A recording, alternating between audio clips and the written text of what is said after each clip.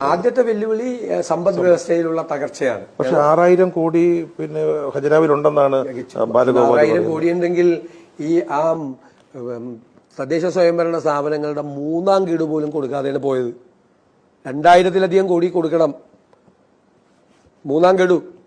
Local ബോഡിക്ക് മൂന്നാം ഗഡു കൊടുത്തില്ലെങ്കിൽ അവിടെ എല്ലാം തീർന്നു കണക്കാണ്. തദ്ദേശ സ്വയംഭരണ സ്ഥാപനങ്ങളിൽ DA കുടിശ്ശിക എത്രയുണ്ട്? ജീവനക്കാർക്ക് കൊടുക്കാനും പെൻഷൻകാർക്കും കൂടി എല്ലാം കൂടി 1 ലക്ഷം കോടി രൂപയുടെ ബാധ്യതയുണ്ട്.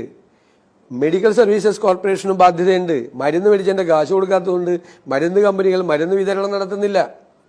ആശുപത്രികളിൽ ആവശ്യത്തിലുള്ള സ്റ്റാഫില്ല. എല്ലാ മേഖലകളിലും സാമ്പത്തികമായ പ്രതിസന്ധിയാണ്. ഞങ്ങൾ എടുത്തു കാണിച്ചു തരാം.